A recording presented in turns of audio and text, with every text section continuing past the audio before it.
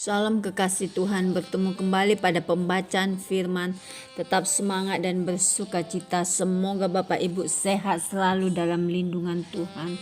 Sebelum membaca firman, kita berdoa terlebih dahulu. Janganlah engkau menganggap dirimu sendiri bijak, takutlah akan Tuhan dan jauhilah kejahatan.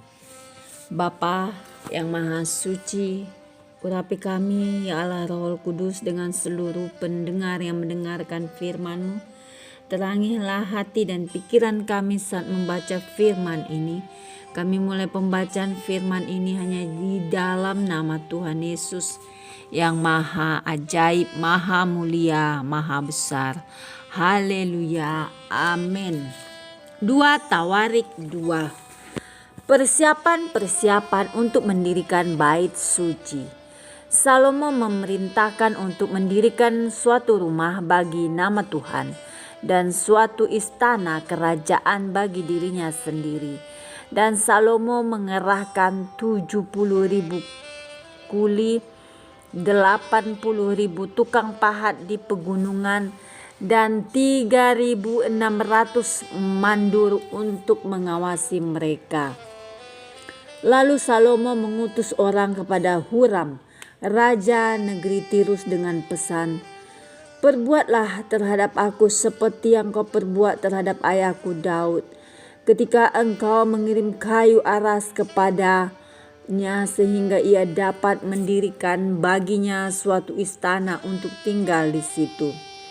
Ketahuilah, aku hendak mendirikan sebuah rumah bagi nama Tuhan Allahku untuk menguduskannya bagi Dia, supaya di hadapannya dibakar ukupan dari wangi-wangian, tetap diatur roti sajian dan dipersembahkan korban bakaran pada waktu pagi dan pada waktu petang, pada hari-hari Sabat dan bulan-bulan baru, dan pada perayaan-perayaan yang ditetapkan Tuhan Allah kami. Sebab semuanya itu adalah kewajiban orang Israel untuk selama-lamanya.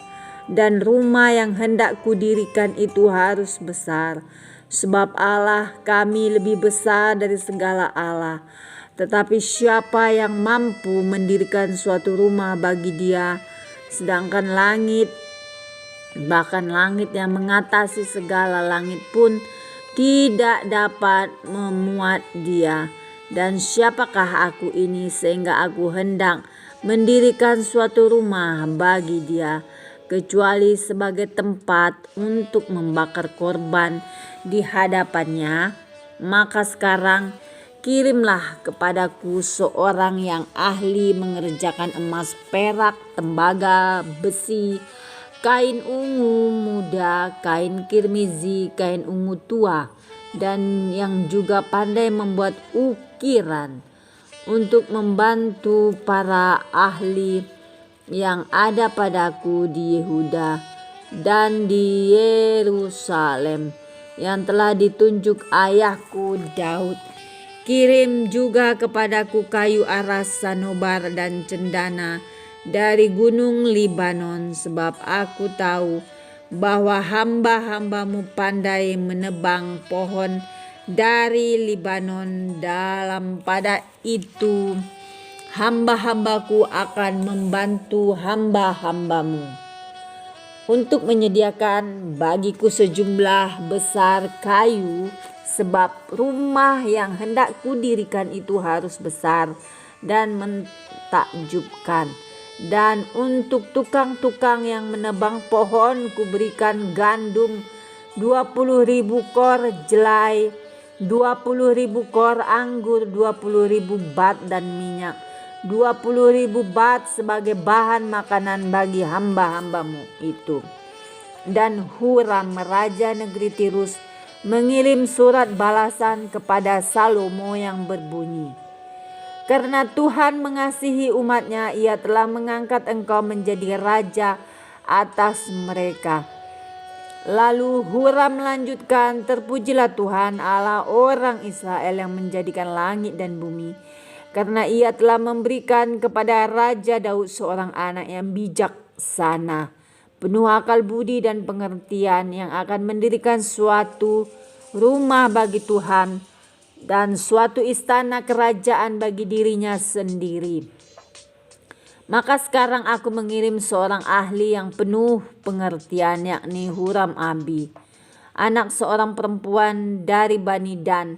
Sedang ayahnya orang Tirus. Ia pandai mengerjakan emas, perak, tembaga, besi, batu, kayu, kain ungu muda, kain ungu tua, lenan halus, dan kain kirmizi. Dan juga pandai membuat segala jenis ukiran dan segala jenis rancangan yang ditugaskan kepadanya, dengan dibantu oleh ahli-ahlimu dan ahli-ahli ayahmu, tuanku Daud. Baiklah, sekarang tuanku kirim kepada hamba-hamba tuanku gandum dan jelai, minyak dan anggur yang telah tuanku sebutkan itu. Dan kami akan menebang kayu dari gunung Libanon sebanyak engkau perlukan, dan membawanya kepadamu dengan rakit-rakit melalui laut sampai ke Yafo. Dan engkau dapat mengangkutnya ke Yerusalem. Lalu Salomo menghitung semua orang asing yang laki-laki yang ada di negeri Israel, sama seperti yang pernah dilakukan Daud ayahnya. Maka terdapatlah 153.600 orang. Dan dari antara mereka 70.000 orang dijadikannya kuli, 80.000 orang tukang pahat di pegunungan, dan 3.600 orang mandur yang harus menyuruh orang-orang itu bekerja. Amin. Terima kasih Tuhan Yesus yang maha baik, maha dahsyat. Kami sudah memperdengarkan dan mendengarkan firman hari ini. Berkati para pendengar channel YouTube ini. Berikan kesehatan, rezeki, kekuatan iman yang baru dalam menjalani kehidupan hari ini. Kuasa darah Yesus membungkus kami untuk terus maju, membaca, merenungkan, serta melakukan firman-Mu. Terpujilah Engkau Tuhan, Allah yang hidup, Allah yang sanggup melakukan segala perkara-perkara yang supranatural, Allah yang selalu buka jalan saat tiada jalan. Sebablah Engkau satu-satunya Allah yang kami puja, kami sanjung, kami percaya, kami cinta selamanya. Hanya Yesus Tuhan. Haleluya. Immanuel. Amin.